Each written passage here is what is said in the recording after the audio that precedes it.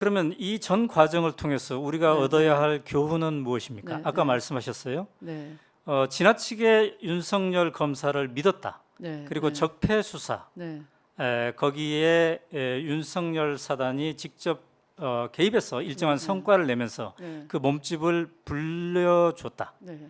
이런 얘기 했지 않습니까? 어, 교훈은 무엇입니까?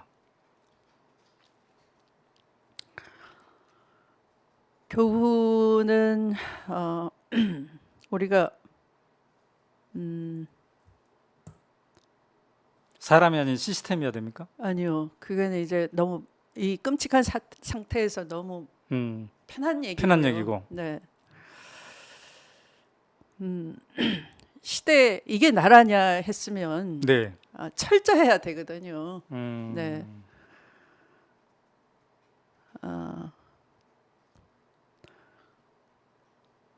강고분투라는 말이 있어요. 강고분투. 네. 그러니까 그 시대 과제를 실천하는 자세가 네. 강고해야 돼요. 단단해야 돼요. 그런데 늘 그 여론 뭐 이 개혁 피로감 있죠. 네. 네. 음, 그리고 개혁하면 고통스럽죠. 네. 어. 음, 그리고 여론상 불리하죠. 왜냐하면 네. 기득권을 상대하기 때문에. 음, 그러나 개혁의 결과는 네. 아름다운 거예요. 정의로운 거예요. 네. 네. 개혁 담당자는 지치고 힘들지만 개혁의 결과를 펼쳐놓으면 대단히 아름답다고요. 네. 그러면 개혁을 추진하는 쪽에서는 네. 욕 들어먹을 각오하고 네. 강고분투 자세가 필요한 건데 음, 어느 순간 너무 여론상 뭐 누가 그럽디다 개혁은 우아하게 해야 되는데 안 했, 거칠게 했다고. 네, 네. 네. 거칠죠. 당연히 네. 험난하죠. 어떻게 아름다운 말로 다 됩니까? 음, 그런데 너무 편하고 쉬운 방향으로만 강고분투의 자세가 없어졌다. 어느 순간 네. 피한 거예요. 다 막을 음, 수 있었는데. 막을 그- 수 있었는데 피했다. 네, 골키퍼 중에 지금 그 제일 유명한 우리나라 골키퍼가 누구예요? 그 거미손. 거미손? 네. 뭐 김병지도 있었고 네. 이훈재도 있고 많은 네. 있죠. 네. 온몸을 다 하잖아요. 온몸을 슬라이딩도 던져서. 하고 막 점프도 하고 뭐 막기 위해서 그죠. 네. 어디서 들어올지 모르니까. 네네네. 막을 수 있었는데 음, 아무도 안 막았어요. 어, 근데 나중에 골키퍼 보고 너 일부러 주고 자빠져.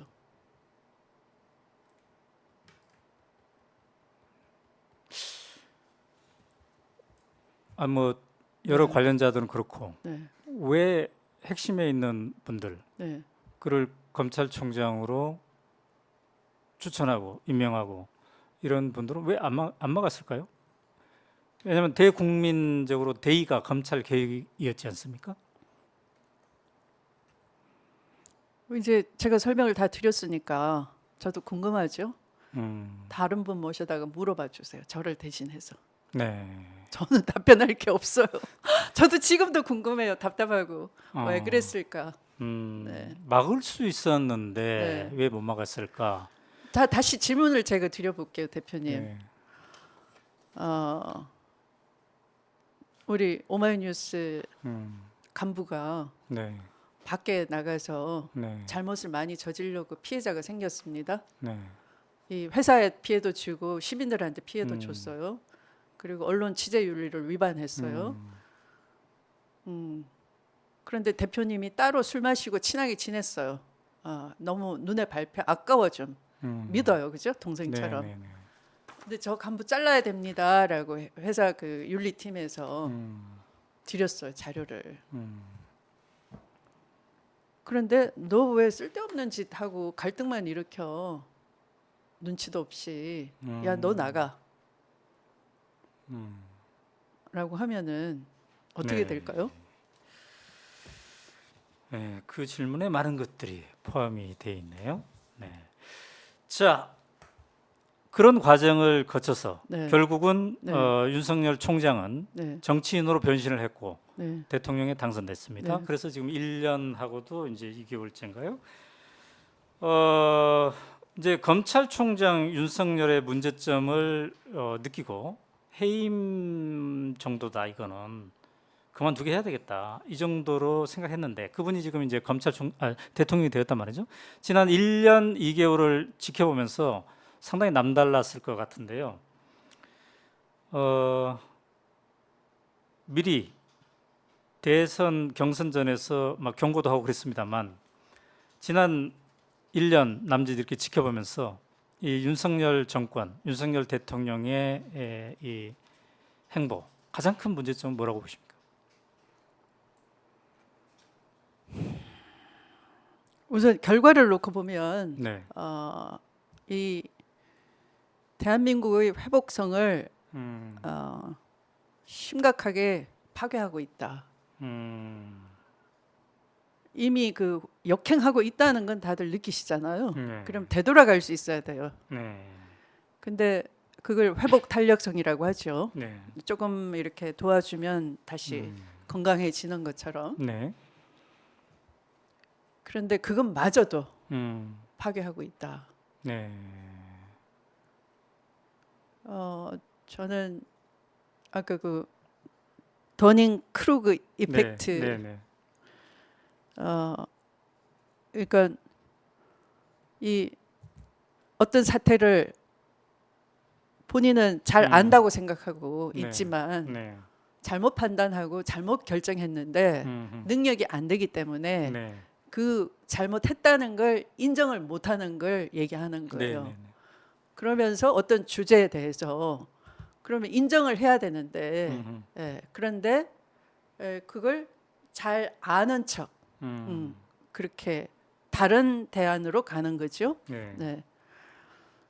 그렇게 해서 덮어버리는 거죠. 네. 네. 그러면 우리는 늘 거기에 안 빠지기 위해서 그러니까 이 권력자니까 네. 되게 나라를 위험하게 끌고 가는 거잖아. 보통 사람 같으면 안 네. 만나면 그만이지만 안 사귀면 그만이지만 네. 근데 나라의 권력을 쥐고 엄청난 권력을 쥐고 있으니까 대통령 말 한마디가 네.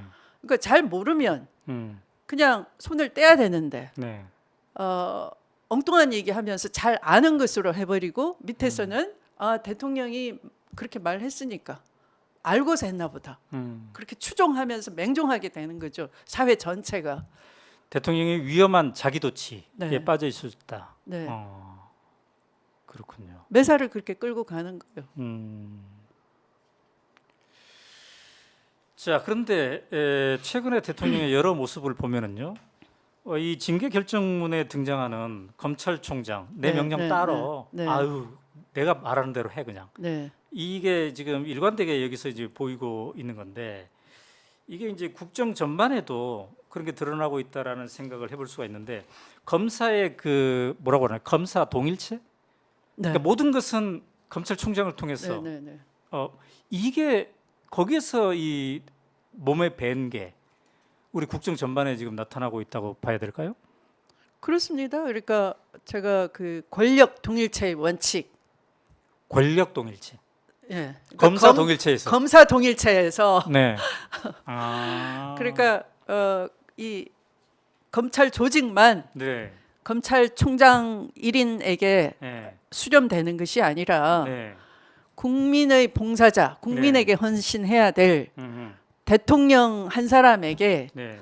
행정부, 입법, 사법이 다 수렴되고 있다는 거죠. 음. 그게 아까 그 더닝 크루그 이펙트의 성격을 가진 사람의 특징인 거예요. 네. 그러니까 그 열등감이나 낮은 자존감을 환영적인 우월감으로 아는 네. 척하면서 네. 다 내 뜻대로 해야 돼. 아. 네. 그러니까 엄청난 그 우월감을 가지고 있는 거죠. 자, 그렇게 해서 일단 검찰총장 때 네, 자기 밑을 이제 그렇게 지휘를 했고 네, 그렇게 해서 이제 대통령이 됐어요. 네, 그래서 여러 가지 우리 사회 위험한 사인들이 나오고 있는데 네, 네, 그렇다면 이후에 네. 이 윤석열 대통령은 이후에 또 뭘 지향하고 있을까요? 저는 모든 권력의 속성은 네. 아까 그런 우월감에 빠진 사람들이 그 우월감으로 자기의 생내적인 열등감 네. 또는 이 낮은 자존감을 덮는데 완전히 네. 덮어지는 건 아니에요. 이런 분이 권력을 쥐었을 때는 네. 그 권력을 기꺼이 네. 무한성에 도취가 돼요. 아. 네, 그래서 내가 해보니 네. 다 나를 따라주네. 그래, 나 원래 하늘이 선택한 사람이야. 네. 계속 고고 하는 거죠. 어디까지 고 할까요? 네. 박정희 대통령에서 볼 수 있잖아요. 또 아부꾼도 생겨요. 이런 권력 시스템에서는.